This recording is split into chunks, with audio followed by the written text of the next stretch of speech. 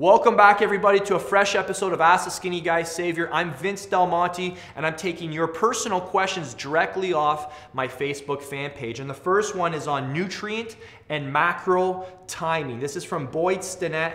Great question here, and Boyd's looking frustrated, and we're going to help him. We're going to help everybody else here who's confused on this whole topic of does meal frequency matter? We have discussed this in the past. I'm sure it'll be a topic that gets beat to death over the next couple of years because people love to debate, but it's worth examining once more. So the question here is, traditional bodybuilding theory says that macro and meal timing is critical to put on muscle.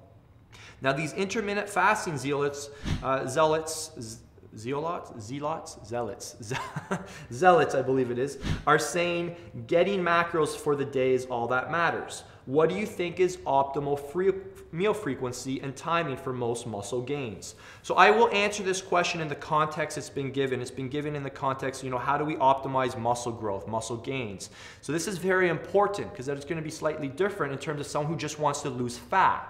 Someone who just wants to lose fat, lose weight, get lean, this advice I'm about to share is not as critical. For people who are looking to achieve a muscular physique, they're looking to maximize strength and fullness in the gym, what I'm about to share will apply to you. So the first thing, when you're taking advice from anyone, guys, on the internet, you have to ask yourself, who are they speaking to? Are they even speaking to me right now? Does this apply to me? Are my goals different? All right, so for guys who want to maximize muscle mass, bodybuilders, if you will. And essentially my definition of a bodybuilder is anybody who wants to gain muscle and lose fat. So if you want to gain muscle and lose fat, you're a bodybuilder. If your mom wants to gain muscle and lose fat, she's a bodybuilder. If your teenage son wants to build muscle and lose fat, he's a bodybuilder. All right, so virtually everybody's a bodybuilder, all right, in my opinion. That's how I view the term bodybuilding. All right, so let's get back on track.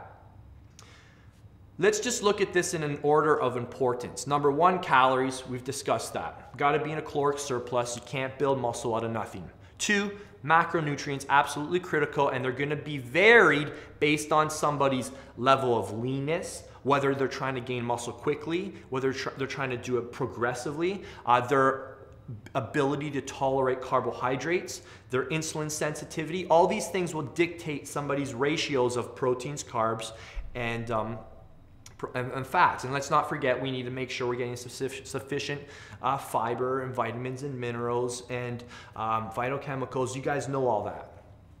Now, we've got that in order. What's the next step? Meal frequency. Does it matter? Absolutely, it matters. Why? Because there is an anabolic cap within every meal that we eat.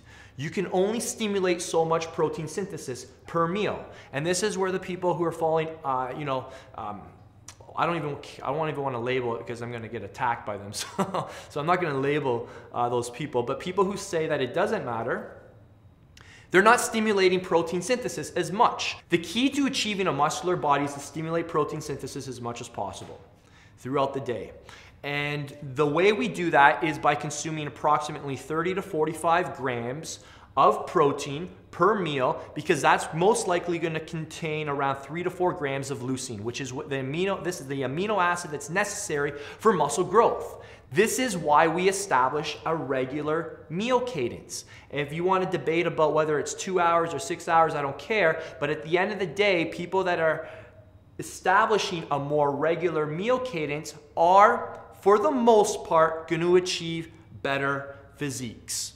I would say 90% of the time. It's going to work for 90% of the people. Of course, there's exceptions to these rules. Of course, you're going to find somebody who eats twice a day or once a day and looks phenomenal, and he's going to be, the poster boy for that. And that's fine. It's something that if it piques your curiosity, give it a shot. But I'm going to encourage you to try and look at the entire picture. What else are they doing? Is there stuff they're doing that you don't know? All right, you have to look at everything from a big picture perspective. So meal frequency does matter because there's an anabolic cap within every meal, and you can't make up for it by just having a bigger meal in the day. oh, I missed my last meal, so I'm just gonna have 100 grams of protein instead of 50 grams, and I'll be fine. No, you won't. You're not gonna stimulate as much protein synthesis. You can miss 3 of your meals and say, oh, I'm gonna just make up for it in my dinner. Well, you can, but you're not gonna stimulate as much protein synthesis as if you were to have those divvied up into multiple meals. So my encouragement to you, and I will stand by this until I find a more effective way that works for myself and my clients, because again, I don't learn in the classroom. I take what I hear in the classroom and I apply it to the real world, which is what matters. That's what people pay me for. People pay me to get them results in the real world. And the real world has shown me and my clients 90% of the time, 90% of them will do better on some sort of regular meal cadence, because we are creatures of habit.